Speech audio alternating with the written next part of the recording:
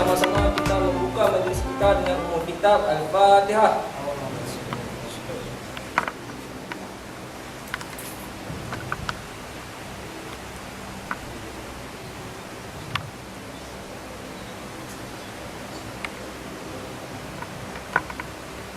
Mudah-mudahan majlis kita pada pagi ini mendapat rahmat dan mendapat naungan di sisi Allah Subhanahu Wa Taala. Jadi sekali lagi panggilan untuk menantu-menantu yang berada di bawah, marilah sama-sama kita naik ke atas. Sebab ini nampak saya seorang lagi boleh kat saya semua Marilah sama-sama kita penuh surah kita ni untuk sama-sama kita menyak pula pada pagi ini. Yang dihormati pemangku YDP KPP Ustaz Ahmad Mahir bin Cik Nasruddin, seterusnya Timbalan Hewi Ustazah Sabila binti Sarudin, dan yang diraikan Al-Fadil Ustaz Haniful Fuad bin Husin, merangkap Presiden Pemeram 2014 yang mana akan menyampaikan kuliah kita pada pagi ini insya-Allah. Jadi sedar tak sedar Ramadan telah berlalu 12 hari lebih kurang insya-Allah. Jadi berbaki beberapa hari lagi untuk kita sambut Syawal. Jadi marilah kita sama-sama doa dekat Allah supaya amalan yang kita lakukan selama 12 hari itu Allah terima. Jadi untuk meneruskan majlis pada pagi ini, ana menjemput Al-Fadil Ustaz Haniful Fuad untuk meneruskan lagi kuliah kita pada pagi ini. Dengan segala hormatnya dipersilakan.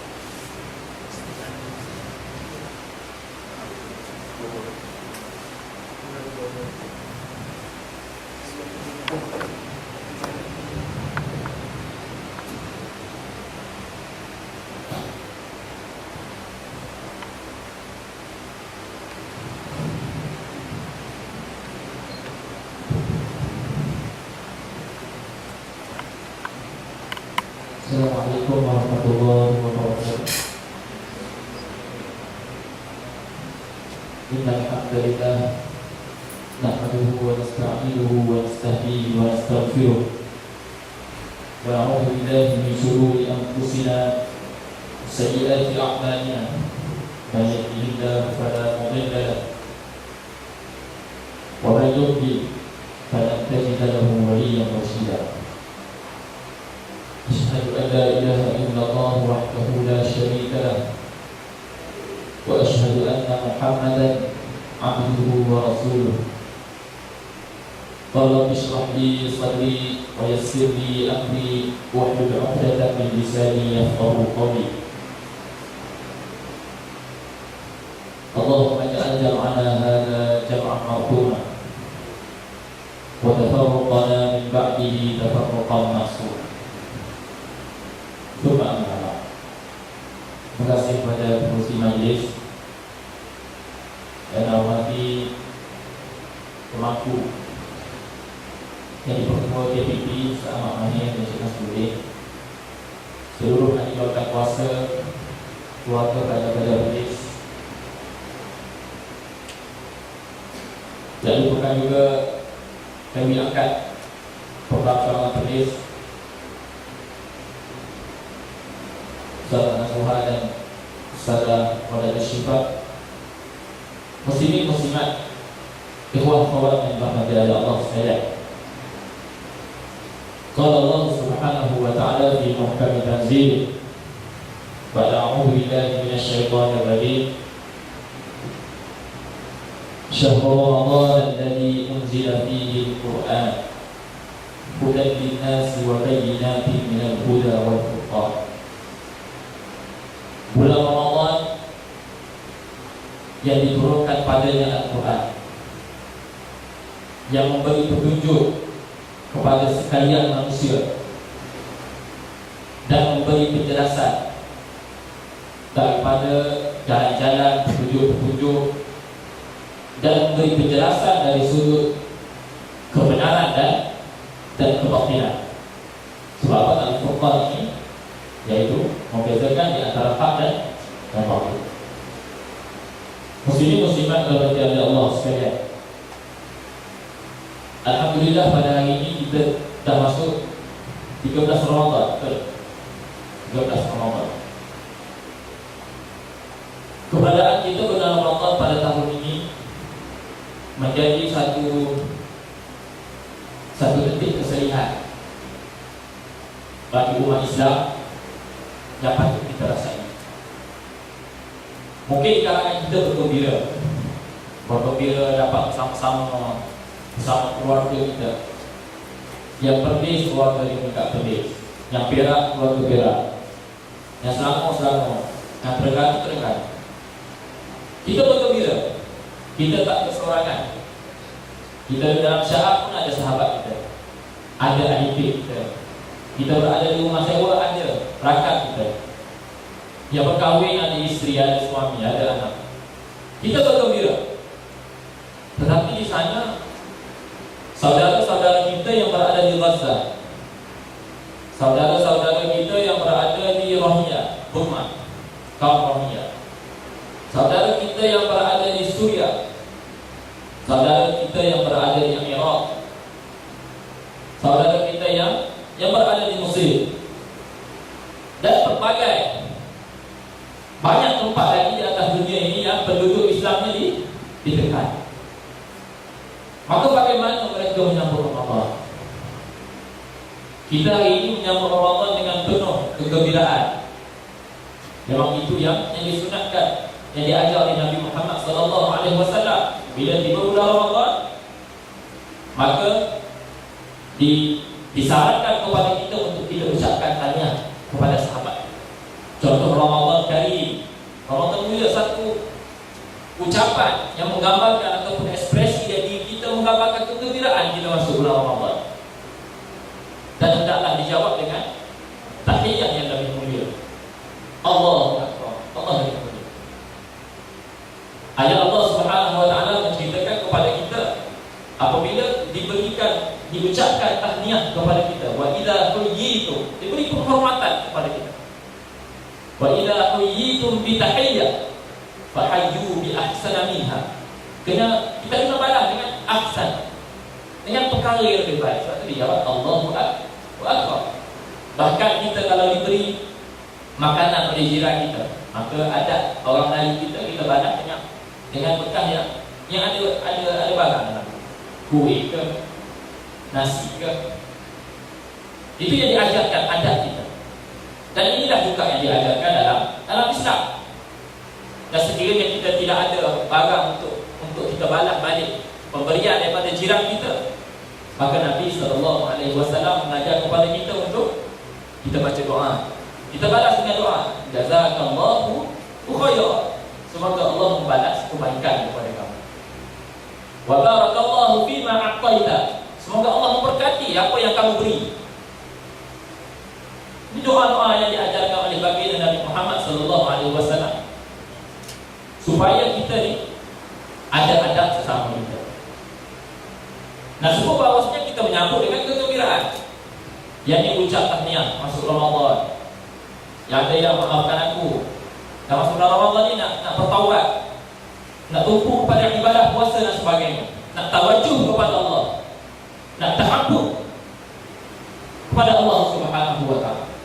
Tetapi saudara kita di Syria yang berada di Hama, Hims dan sebagainya berada dalam tekanan pihak musuh Islam. Sahabat-sahabat dimati oleh Allah sekalian, maka bulan Ramadan adalah bulan yang kita banyak gelaran-gelaran yang diberikan kepada bulan Ramadan. Ada ulama kita mengajar supaya kita jangan sebut bulan puasa. Kadang-kadang kita ajar anak-anak, kita ajar adik-adik kita yang kecil-kecil, ada masuk bulan puasa, walaupun kita nampak perkara itu menderem, tetapi memberi satu mindset kepada kita bahawasanya bila tiba bulan Ramadan maka bulan untuk puasa semata-mata. Maka ini satu pemikiran yang patut kita ubah dalam masyarakat kita. Bila tiba bulan Ramadan maka kena ajar anak-anak sebut bulan Ramadan. Bulan Ramadan bukan bulan puasa. Dalam bulan Ramadan itu ada puasa. ada bulan diturunkan Al-Quran, ada peristiwa yang berlaku, peperangan Badar, peperangan Ain Jalut, peperangan apa lagi, Uhud yang berlaku pada bulan Syawal dan sebagainya. Kita cerita berkenaan dengan perkara ini kepada generasi nasib baru. Sebab kita sekarang menuju kepada zaman yang maklumat yang cepat dapat. Guna satu jari je dah dapat maklumat. Maka perkara itu dikongsi. Sebab generasi baru sekarang ni umur 4 tahun, 5 tahun dah pandai daya internet dan sebagainya. Maka kita kena guna ruang-ruang, wasilah-wasilah yang ada tu untuk kita sampaikan maklumat-maklumat, info-info berkenaan dengan Islam. Maka salah satu daripada bulan Ramadan, intipati bulan Ramadan adalah bulan nak mengubah diri kita. Disebut sebagai Syahrul Taghir. Yang lainnya bulan Al-Quran, bulan Sabar, bulan Jihad, bulan apa lagi? Bulan puasa. Banyak bulan-bulan yang orang yang nak cerita intipati berkenaan dengan bulan Ramadan. Salah satu daripadanya adalah Syahrul Taghir. Maka apabila kita mengatakan bulan Ramadan ini adalah Syahrul Taghir, bulan untuk kita ubah diri kita, maka perubahan itu perlu dididik. Perlu kita rasakan bahawasanya ibadah yang kita lakukan ini bukan semata-mata ibadah yang bersifat jasadiah. Bukan ibadah yang bersifat jasadiah. Contoh apa? Contoh kita puasa, kita hanya tahan lapar saja. Kita tak rasa Allah Subhanahu Wa Taala menilai kita dari sudut bacaan Quran kita, solat sunat kita, zikir kita dan sebagainya. Tidak ada ruh, tidak ada orang yang penghubung antara kita dengan Allah Subhanahu Wa Taala. Maka apabila kita berpuasa dan sebagainya, maka kena ada satu perasaan bahawasanya ibadah qalbiyah antara kita dengan Allah Subhanahu Wa Taala ada. Maka kita nak ubah, kita kena rasakan diri kita ini ada. Kena ada muraqabah kepada Allah Subhanahu Wa Taala. Perubahan ini bukan dilakukan dengan mudah, bukan dengan mudah. Maka para ulama menyusul antara perubahan atau pendidikan yang boleh kita didik untuk kita ubah diri kita dalam sekolah Ramadan, universiti Ramadan dan sebagainya, nama-nama berkaitan dengan Ramadan. Maka ada 5 pendidikan yang diajarkan kepada kita supaya kita melalui pendidikan-pendidikan ini, supaya bila kita pada bulan Ramadan, kita rasa diri kita ini dididik 5 perkara, 5 mata pelajaran ini, 5 muqarrar ini, dididik dengan 5 perkara. Yang pertama adalah tarbiyah ruhiyah. Tarbiyah ruhiyah, didikan dari sudut dalaman kita. Kenapa kita sebut ruhiyah dulu? Kerana ruhiyah adalah satu benda yang amat penting. Kalau ada jasad saja, tak ada guna kita. Mati lah. Tak ada jasad. Jasad orang dia terbujur. Mana mati. Ruh tak ada. Maka ruh adalah benda yang penting. Benda yang nak menggerakkan anggota. Nak gerakkan tangan kita ke arah kebaikan ataupun keburukan. Nak gerakkan tangan kita ambil Quran kan? Ataupun nak gerakkan tangan kita ambil barang orang. Nak gerakkan mata kita, nak gerakkan mulut kita, nak gerakkan kaki kita, maka perlu kepada didikan dari sudut ruhiyah. Didikan dari sudut ruhiyah. Maka kita bulan Ramadan ini, yang pertama dari sudut ruhiyah kita nak ubah diri kita adalah dengan kita merasakan muraqabah kita kepada Allah Subhanahu Wa Taala. Perlu rasa syukur. Sama ada kita berada pada siang Ramadan, malam Ramadan, perlu sentiasa kita ingatkan bahawasanya diri kita ini diperhatikan oleh Allah Subhanahu Wa Taala. Sebab apa? Sebab manusianya apabila dia berada dalam keadaan diuji, maka mudah dia nak mencari pergantungan. Ini fitrah manusia. Contoh kalau kita lemas dalam laut, kita berada seorang-seorang dalam laut, kita lemas. Apa yang kita nak cari? Cari tempat untuk kita bergantung. Kita ada masalah kewangan, mana yang kita nak selesaikan masalah kewangan? Kalau orang yang tidak ada keimanan kepada Allah, maka dia memilih jalan untuk mencuri. Kalau orang yang ada iman kepada Allah Subhanahu Wa Taala, dia cerita kepada sahabat dia, minta bantuan, pinjaman dan sebagainya. Maka tarbiyah ruhiyah bermula dengan kita rasakan keberadaan Allah Subhanahu Wa Taala dalam diri kita. Sebab itulah pergantungan ini datang apabila kita diuji. Ini fitrah kita. Kita demam bau ingat Allah SWT. Allah, aku demam hari ni, betul sangat. Nak puasa tak larat, muntah, pening, tak boleh bangun, jalan nak jatuh, nak ubah dan sebagainya. Baru kita ingat adanya Allah. Kadang-kadang kita sakit, baru kita ingat nak tegur kawan kita, tolong aku sikit pijit kepala, tolong ambil air nak minum, tolong itu, tolong ini, tolong pipin, nak pergi tanda. Sebab tak larat. Maka kita, itu fitrah manusia. Sebab itulah apabila tanda sayangnya Allah kepada kita, Allah beri kita ujian. Sebab itulah orang beriman ini pasti akan diuji. Pasti akan diuji. Kalau benda berlaku atas dunia ini, ingatlah itu ujian. Ujian ini tak semestinya benda buruk. Kadang-kadang kita senang hari ini pun, itu ujian bagi kita. Kalau dalam perjuangan, maka disebut mak ayah kita itu adalah ujian kita. Isteri kita ujian kita. Anak-anak kita ujian kita. Harta kita ujian kita. Innama amwalukum wa auladukum fitnah. Ujian, fitnah. Ini adalah ujian-ujian yang berlaku tak kira senang, tak kira kita berlaku, kita berada dalam kesusahan, itu ujian. Sebab apa? Sebab nak suruh kita kembali ingat kepada Allah Subhanahu wa Ta'ala. Maka puasa ini adalah salah satu ujian bagi kita untuk kita lalui sepanjang bulan Ramadan, sepanjang siang pada bulan Ramadan ini kita lalui dengan kita menahan lapar. Nak makan boleh, nak buka peti ada ya, air soya, air asir, boleh je buka peti ada ya, confirm ada. Ada apa lagi? Lebihan makanan sahur. Kalau yang sahur tom yam, yang sahur kari-kari ya, ada lebihan, boleh je kita nak makan. Tetapi apabila tiba bulan Ramadan, kita diajar terampun kepada Allah, betul-betul beribadah kepada Allah, ditegak daripada makanan dan minum. Maka apabila kita tahan diri kita daripada lapar dan dahaga, kita akan rasa satu kelaparan. Tengah hari waktu makan tu, mula rasa lapar. Bercakap banyak sikit, mula rasa haus. Petang sikit, mula letih. Sebab satu hari kita puasa. Di Mesir ni 15 jam dia buat. 15 jam. Petang tu rasa letih. Maka keletihan, kita rasa susah, tak sanggup blackout lagi, panas dan sebagainya. Maka kita mula rasa kita nak cari pertolongan. Mula kita, ya Allah panasnya perut ini, ya Allah lapar ni, ya Allah dahaga, ya Allah letih.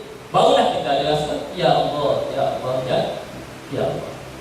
Ini firman. Nak didik, apabila kita diuji, kita nak suruh kembali kepada Allah, ingat pergantungan kita kepada Allah. Dan dalam bulan Ramadan kita nak didik roh kita ini selain daripada apabila kita diuji, kita ingat kepada Allah Subhanahu wa Ta'ala, maka kita diajar, kita dididik oleh Allah Subhanahu wa Ta'ala. Bila tiba bulan Ramadan, jangan puasa saja. Jangan puasa saja. Kena baca Quran, kena zikir, kena selawat. As-sallaita 'ala nabil ayyam. Kena selawat. Kena apa lagi? Digajarkan yang sunat dapat pahala wajib, yang wajib diganjarkan lagi. Ini kita diajar bulan Ramadan oleh Allah Subhanahu wa Ta'ala.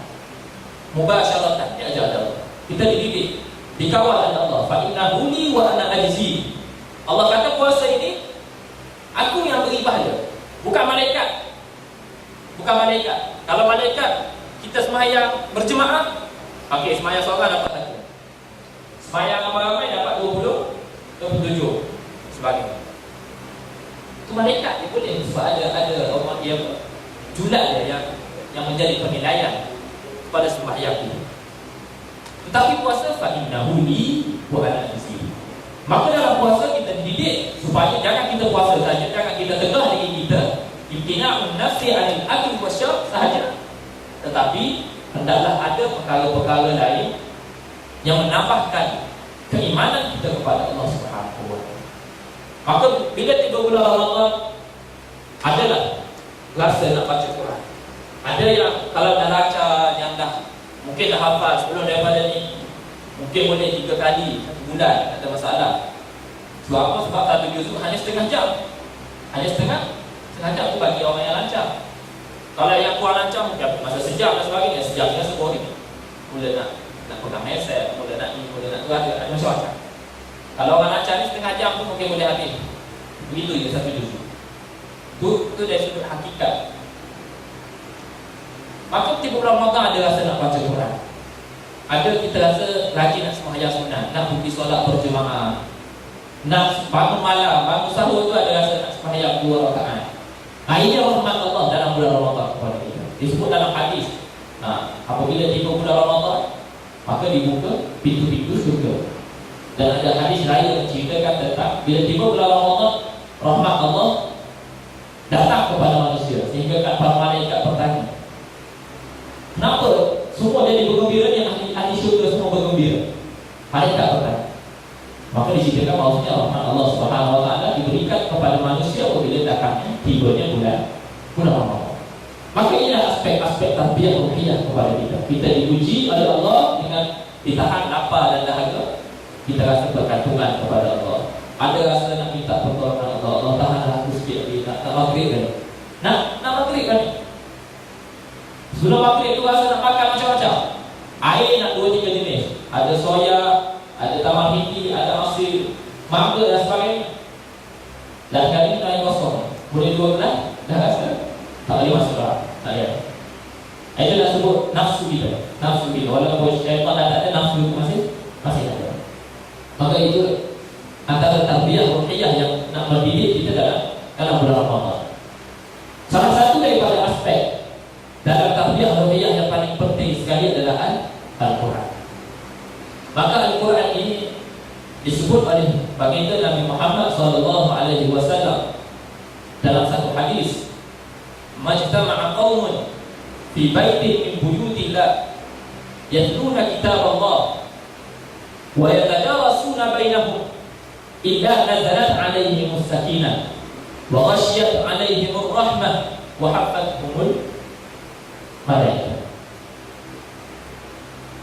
Tidak ada daripada kalangan satu kaum daripada kalangan umat Nabi Muhammad SAW yang berkumpul dalam rumah Allah Subhanahu Wa Taala, salah satu daripada rumah-rumah Allah Subhanahu Wa Taala di baitin min buyutillah. Bukan berkumpul saja, yatluna kitab Allah. Mereka membacakan ayat-ayat Allah, membacakan Al-Quran. Kita hari ini pun dengan istilah sebut ayat-ayat Al-Quran. Yatluna kitab Allah. Bukan setakat baca, wa yatadarasuna bainahum, saling bertadarus di antara kita. Yang dibaca tak kena, sahabat ni tegur. Sahabat ni mahir dari sudut tafsir, boleh merujuk kitab-kitab tafsir yang muktabar. Maka berkongsi apa dari sudut tipati ayat. Wa yatadarasuna bainahum illa nazalat alaihimus sakinah, kecuali diturunkan kepada Allah Subhanahu Wa Taala keterangan kepada orang yang membacakan Al-Quran dan orang yang bertadarus Al-Quran. Tetapi jadi masalah bagi kita, kita baca tak tenang. Kita baca tak tenang, tak capai satu ketenangan. Duk baca pun masih banyak masalah. Kita baca Quran pun rasa tak sedap duduk. Mula rasa tak bangun, mula rasa tak pergi tidur, nak pegang handset, nak buka internet. Mula rasa nak tidur dan sebagainya. Tidak ada ketenangan. Padahal illa nazalat alaihimus sakinah, bukan setakat ketenangan, wa ghasyiyat alaihimur rahmah, diberikan rahmat oleh Allah Subhanahu Wa Taala, wa hafathumul malaikah, dan dinaungi oleh para malaikat. Apabila kita berkumpul dan membacakan ayat-ayat Allah, kita bertadarus bersama-sama. Persoalan tadi kita tak dapat ketenangan. Kerana apa? Kerana kita membacakan ayat-ayat Allah dengan tidak mengikut hukum-hukum tajwid. Contoh kalau kita baca lagu, tanpa tajwid, tanpa ada dengung, tanpa ada panjangnya, tanpa ada pendeknya, yang mana 2 harakat, yang mana 5 harakat, yang mana kena dengung, yang mana kena tebal, yang mana kena apa lagi. Ada orang yang huruf itbaq dan sebagainya. Kita tak mengikut hukum tajwid. Untuk macam mana nak capai satu ketenangan? Contoh kita baca ayat Quran, kita baca dengan cepat. Innal ladzina kafaru sawa'un 'alaihim a'adzartahum am lam. Dapat ketenangan. Cuba kita baca contoh sampai satu dulu. Oh, sudah habis. Ada? Tidak ada kita. Tetapi kita tak dapat satu ketenangan yang boleh kita rasakan jiwa kita di tengah. Cuba baca dengan satu keadaan yang takdir, keadaan yang mengikut kita memberikan hak, iqamul hak, memberikan hak kepada huruf-huruf dalam Al-Quran. Dengan tengok innal ladzina kafaru sawa'un 'alaihim a'anzartahum. Baca dengan tajwid. Yang mana kena takhfif a'anzartahum. Yang kena takhfif lah, kena nipis lah. Baca dengan orang dia apa? Bitahdi wa hadil Qur'ana tafsir. Banyaklah penafsiran berkenaan dengan tafsir. Ada yang kata jawwil Qur'an tajwida, baca dengan tajwid. Ada yang kata tafsir ini ma'rifatul al-waqfi wal ibtida. Ada kata tafsir ini dengan kita mengetahui mana tempat asalnya kita berhenti, mana tempat asalnya kita sambung. Maka nak capai keterangan kita baca dengan bertajwid. Nak baca cepat dalam masalah. Ulama kata boleh. Baca dengan dua harakat. Yang tengok kalau dua harakat itu qadar kelajuan bacaan kita. Kalau tadi nak baca dengan qadar yang lambat. Kalau qadar yang cepat, maka tengok itu dipendekkan sikit, tapi tetap dua harakat.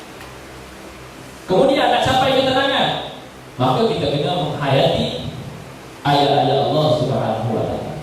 Termasuk menghayati dengan kita memahami kandungan, kita memahami apa yang dicintakan oleh Allah Subhanahu wa taala kepada kita. Dalam surah As-Sad, Allah Subhanahu wa taala menyebut, "Kitabun anzalnahu ilaika mubarakun liyadabbaru ayatihi wa liyatadhakkaru ulul albab." Quran diturunkan, kami menurunkan Al-Quran. Kitabun anzalnahu ilaika. Kami menurunkan Al-Quran kepada kamu wahai Muhammad. Quran apa? Quran yang mubarak, yang mulia. Liyadabbaru ayat. Bukan cuma saja. Liyadabbaru. Ini kita kena tadabbur ayat Allah Subhanahu wa taala. Kena memahami. Bukan baca saja. Bukan baca saja. Sampai ayat menceritakan tentang azab, maka kita fikir diri kita. Wa wudi'al kitabu fataral mujrimina mushfiqina mimma fihi wa yaquluna ya waylatana ma li hadzal kitabi la yughadiru saghira wa la kabiratan illa ahsaha wa kahfi. Nak cerita apa? Nak cerita wa wudi'al kitabu fataral mujrimin. Apabila diberikan kitab, maka orang mujrim akan melihat orang mujrim, fataral mujrimin musyfiqin, mereka tunduk. Fa yaquluna ya waylatana, dia mencela diri sendiri. Ma li hadzal kitab, kita apa? La yughadiru saghiratan wa la kabiratan illa ahsaha. Allah Subhanahu wa taala tidak meninggalkan sedikit benda yang kecil. La yughadiru saghiratan wa la kabiratan, tak ditinggalkan illa ahsaha. Semua ini. Ini kita baca, kita fikir, punya orang mujrim, orang yang melakukan jenayah. Mungkin jenayah kepada Allah. Kena tadabbur, dia tadabbur. Afala yatadabbaruna al-Quran am ala qulubin aqfaluha. Kenapa dia tak tadabbur Quran? Adakah hati-hatimu telah dikunci oleh Allah Subhanahu wa taala? Am ala qulubin aqfaluha. Adakah hati-hati mereka ini aqfaluha telah dikunci? Jangan hati kita sampai dikunci, kita tak boleh mentadabbur ayat-ayat Allah Subhanahu wa taala. Barulah ketenangan kita rasa. Sampai ayat menceritakan tentang jenayah, kutiba alaikumul qisas fil qatl, maka kita ada rasa wajib, tanggungjawab kita untuk melaksanakan jenayah Allah ataupun hududullah di atas muka bumi. Wasariq wasariqatu faqta'u aydiyahuma. Ada cerita berkenaan dengan ayat pencuri. Apa bahasan bagi orang yang mencuri? Itu ayat yang umum, maka ulama menetapkan qawabid, menetapkan syarat untuk melaksanakan atau menjatuhkan hukuman hak kepada mereka yang melakukan pencurian.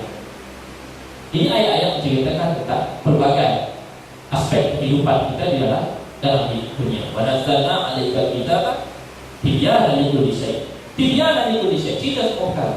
Maka kita kena ambil untuk bantuan dalam diri kita, barulah kita akan mendapat ketenangan untuk kita didik roh kita, supaya dalam madrasah Ramadan ini roh kita berada dalam keadaan tenang, kita beribadah kepada Allah Subhanahu wa Ta'ala. Sahabat-sahabat yang berada Allah sekalian, itu yang pertama. Yang kedua, tarbiyah yang perlu kita lalui dalam bulan Ramadan untuk kita mencapai perubahan syahtayi bagi diri kita adalah kita ada tarbiyah jasadiah bagi diri kita. Kita nak berubah ni bukan berubah dari sudut roh saja, dari sudut jasad kita. Banyaklah kajian-kajian daripada ahli saintis, ahli perubatan dan sebagainya. Puasa ini memang menyihatkan. Nabi sebut, puasalah nescaya kamu akan sihat. Banyaklah. Ada yang kajian disebut apabila kita berpuasa, maka otak kita ni kembali cergas untuk berfikir. Kembali cergas untuk berfikir. Kalau kita kenyang sangat ni, otak tak boleh nak berfikir sangat. Lepas nak fikir. Orang cakap tu tak faham. Kena ulang 20 hari baru faham. Yang contohlah. Sebab itulah, kalau kita nak hafal Quran dan sebagainya, kita diajar digalakkan berpuasa, jaga pemakanan. Sebab apa? Sebabnya kita nak jaga otak kita, nak jaga supaya aktif, berfikir. Ada masalah, kita cepat untuk tangkap masalah itu apa sebenarnya. Orang cakap sekali kita boleh faham apa yang dia maksudkan. Sebab itulah dia disebut ada seorang ustaz kita, anda tak ingat, dia dapat hafal Quran dalam tempoh 7 atau 8 bulan saya. 30 juzuk. Dengan apa? Dengan dia tahan diri kita dan diri dia tu daripada makan makanan berat. Dia makannya ish. Dia mengaji kat Pakistan. Dia makan ish. Dia lapar. Sebab apa? Sebab apabila kita berlapar, kita banyakkan lapar, otak kita menjadi cerdas untuk berfikir, cepat untuk kita menghafal dan sebagainya. Kita tak rasa tubuh kita ni mudah lemah dan sebagainya. Ini yang disebut puasa ini mendidik dari sudut jasadiah kita. Yang perubatan kita ulang dari sudut perubahan. Ada yang kata puasa ini ubat kepada kanser dan sebagainya. Kita boleh baca dalam akhbar-akhbar yang dimasukkan dalam akhbar yang kita boleh baca dalam internet dan sebagainya. Yang kedua, yang ketiga, mendidik kita dari sudut tarbiyah ijtimaiyah. Tarbiyah atau pendidikan dari sudut kemasyarakatan. Sebab apa? Sebab bulan Ramadan ini kita masuk di bulan Ramadan, semua orang bergembira. Yang kaya bergembira, tunggu masa nak bagi makanan iftar kepada orang miskin. Contoh kita boleh nampak kampung Mesir, banyak maidah. Makanan sahur pun bagi lagi. Lepas tarawih bagi makanan sahur. Sebab apa? Sebab Ramadan ini mengajar kepada kita tarbiyah ijtimaiyah. Kalau mereka yang dapat istiqamah, yang dapat mengambil pengajaran betul-betul dalam bulan Ramadan, maka dia akan teruskan sepanjang 11 bulan Ramadan, 11 bulan yang selepas bulan Ramadan. Kalau yang dapat yang nak menjadi hamba kepada Ramadan, bulan Ramadan saja dia usahakan. Maka itu kita diajar jangan jadi hamba kepada Ramadan, jadi hamba kepada Allah Subhanahu wa Ta'ala. Maka Ramadan yang ajar kepada kita adalah untuk kita didik diri kita ini memikirkan tentang nasib saudara kita. Umat Islam di China dihalang untuk berpuasa. Umat Islam di China dihalang untuk berpuasa. Pelarian di Syria berapa orang? Melebihi 6 juta orang pelarian yang berasal di Syria, yang berada di Mesir, yang berada di sempadan Turki, apalagi berada di sempadan Jordan. Yang dapat catatanya lebih kurang 6 juta. Yang selebih itu Allah Taala. Pelarian Syria yang tidak ada tempat tinggal, tak cukup pakaian, makan minum dan sebagainya, 6 juta. Pelarian Iraq, krisis yang berlaku sekarang ni di Iraq, sampai timbul berkenaan dengan ISIL dan sebagainya, itu kita boleh rujuk pandangan-pandangan. Ada pandangan yang mengatakan ini mujahidin, dan pandangan yang lebih tepat dalam mereka ini golongan yang dipergunakan oleh mereka dan menjadikan mereka ini sebagai proksi mereka. Sekarang mereka mengubah taktik mereka. Dulu mereka sendiri yang serang Afghanistan. Kisah apa yang berlaku di Afghanistan sebelum mereka serang Afghanistan, perkara yang berlaku pun tetap sama. Sebab di Afghanistan masa dulu ada 2 puak golongan Islam. Satu puak yang di apa dia apa di-backup oleh mereka. Satu buah yang apa dia apa yang tidak di-backup dan sekali boleh menubuhkan kerajaan dan membuat satu perjanjian. Perjanjian ini antara dua golongan orang Islam di Afghanistan. Satu buah dia kata kamu jadi kerajaan selepas 5 tahun dan turun bagi golongan A pula, golongan B jadi kerajaan. Maka selepas daripada 5 tahun, berlalu 5 tahun, perjanjian itu tidak ditepati, dicabati. Lalu apa tindakan? Lalu mereka tengok perkara ini, memperhatikan perkara ini dan tindakan. Sebab perjanjian di antara A dan B, di antara golongan muslimin di Afghanistan tidak apa-apa berlaku dengan baik, maka berlaku balik pertempuran di antara dua pihak. Lalu muncul golongan baru yang digelar sebagai Taliban. Aku tak memihak kepada mana-mana pihak, kerajaan ke, tak kerajaan ke. Sebab apa? Sebab jemaah Islam juga ada di Afghanistan membuat keputusan untuk melawan muajahah secara harfiah. Lalu apabila tengok perkara ini berlaku, di mana yang ada potensi untuk pemerintah dan sebagainya, proksi mereka pun dah bergaduh, lalu mereka serang Afghanistan sehingga dijajah. Sama juga yang berlaku di Syria sekarang ini, yang berlaku di Iraq sekarang. Kerana apa? Kerana Zionis, kerana Yahudi telah merancang apabila Syria dapat dikuasai oleh mereka atau sekutu-sekutunya, maka Syria, dia panggil faktor Syria dijajah ini membuatkan kedudukan Israel yang berada di tepi barat pada hari ini semakin kuat. Tambah pula dengan situasi yang berlaku di Mesir pada hari ini yang menutup sempadan Rafah, yang bom, terowong-terowong yang boleh menghantar bekalan makanan dan sebagainya, maka membuatkan Israel besar kepada dengan kembali menjadi umat Islam dewasa. Maka kita Allah mengajarkan kepada kita supaya kita memikirkan tentang masalah yang berlaku kepada sahabat ataupun saudara-saudara kita. Kena fikirkan yang berada di kalau sini kita ada bagaimana nak tarbiyah ijtimaiyah. Antaranya kita buat kumpul lampu. Bukan semata-mata kita bagi kenyang, tak kenyang, kumpul lampu. Tak kenyang pun. Sekarang makan 2 sudu, 3 sudu seorang. Tak nak. Nak nasi juga. Nak nasi betul, walaupun benda tu nasi juga. Daripada bukan. Tapi tak nak. Tapi benda yang kita nak ajar, benda yang di sebalik perkara tersebut adalah kita nak didik dari situ supaya ada rasa kita memikirkan tentang sahabat-sahabat kita. Walaupun pemberian yang sedikit, tetapi perkara itu boleh memperbilakan sahabat kita, boleh membantu meringankan beban orang yang susah sekali. Kita bagi pemberian kepada sahabat-sahabat kita yang kuat kemampuan. Setiap cawangan kita ambil 4 orang. Menurut kemampuan kita, tahun ini kita pilih 4 orang dapat cawangan. 2 orang kuat, 2 orang kuat. Kita bagi kita Ramadan. Ada kita bagi minyak, kita bagi sardin, kita bagi gula, susu dan sebagainya. Sebab apa? Sebab nak ajar kepada kita supaya kena ada fikir bergerak dengan sahabat kita. Walaupun kita ada ada duit cukup-cukup untuk kita, maka ikut kemampuan kita bagi kepada sahabat kita. Nak bagi kurma 2-3 biji pun tak ada masalah. Yang penting kita berkongsi kepada sahabat kita. Berilah satu kurma yang besar, tetap kamu makan. Itu pun dah termasuk pemberian kita kepada sahabat-sahabat kita.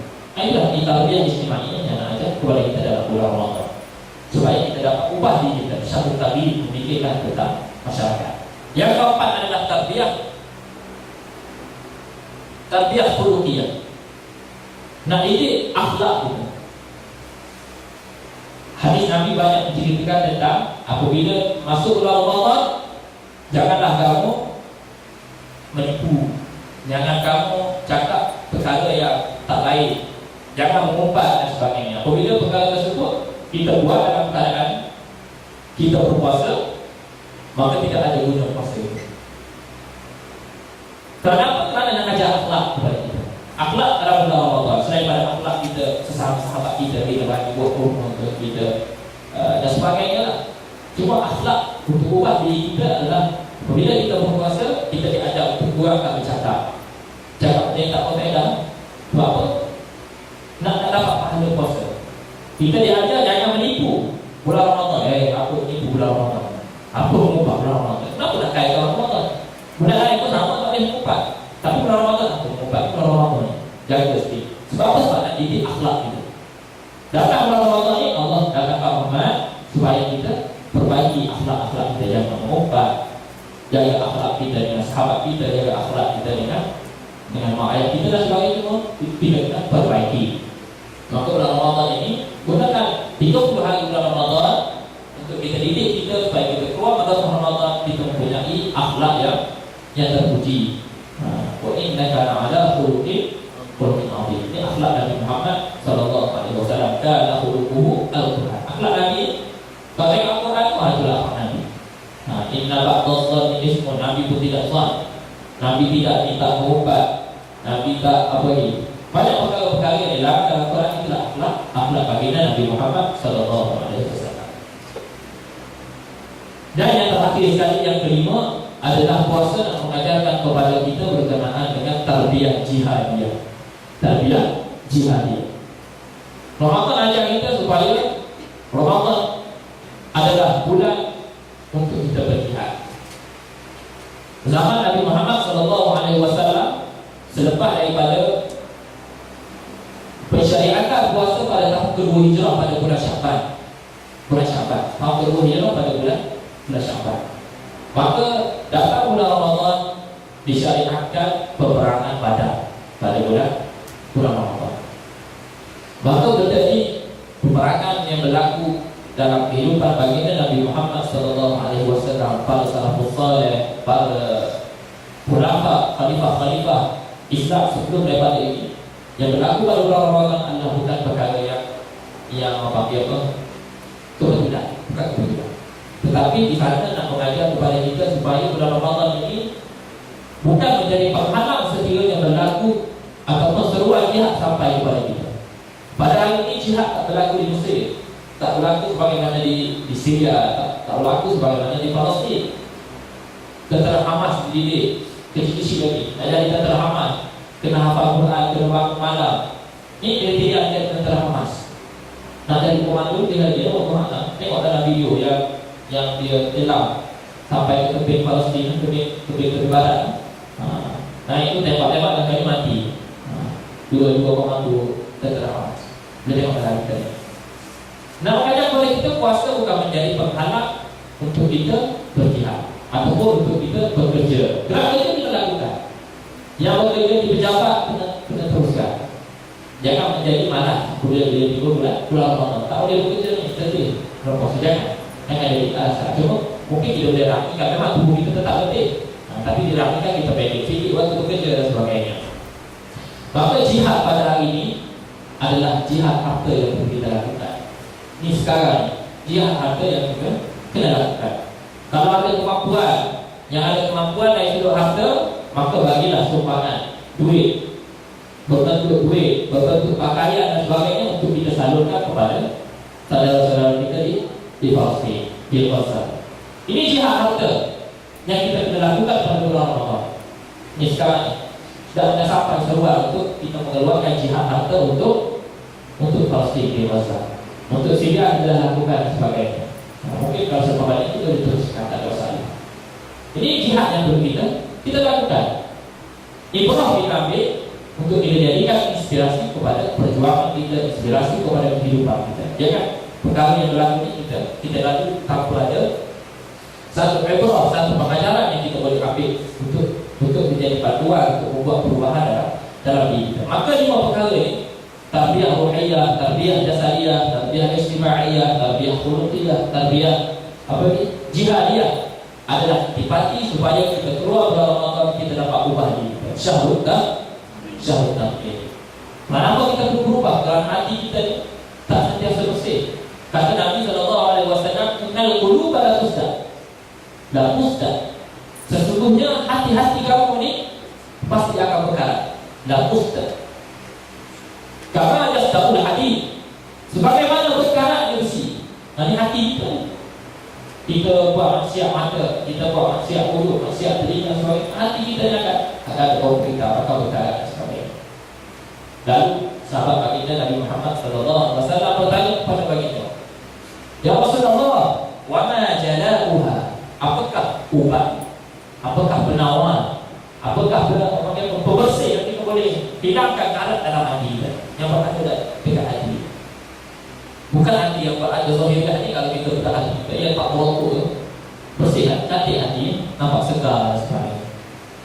bukan masalah, bukan yang itu yang kita maksudkan.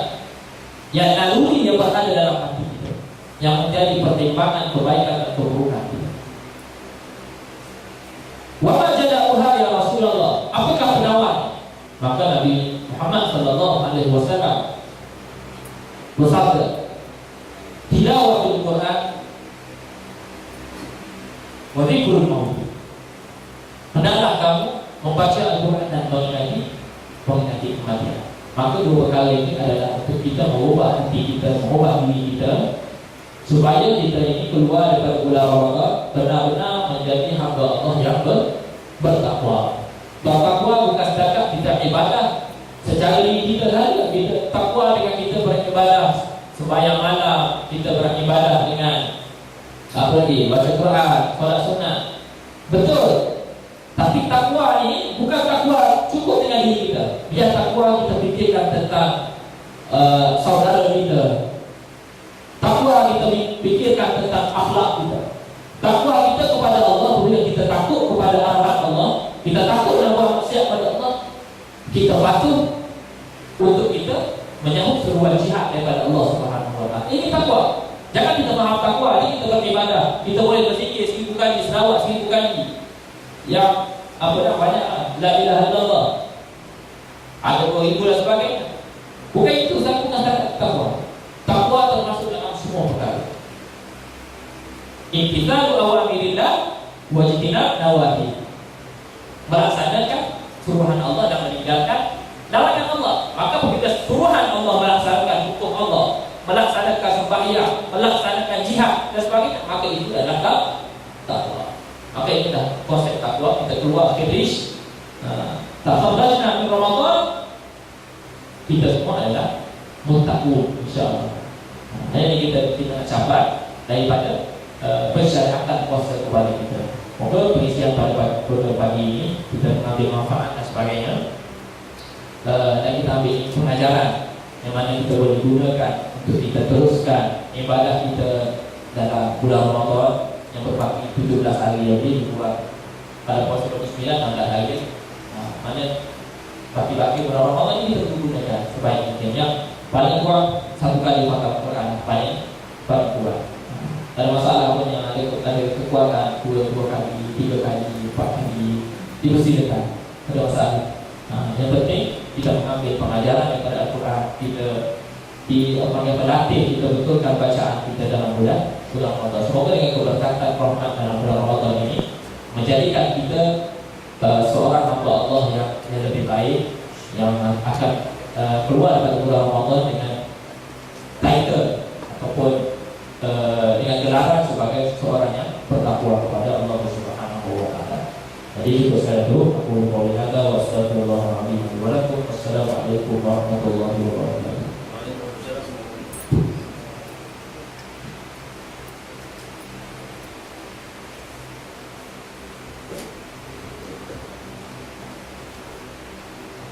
Waalaikumsalam warahmatullahi wabarakatuh. Jadi terima kasih diucapkan kepada Ustaz Aniful Fuad atas pengisian kuliah sebentar tadi. Jadi mudah-mudahan kita dapat mengambil sedikit sebanyak pengajaran yang disampaikan oleh Ustaz dan diamalkan untuk kita sepanjang hayat.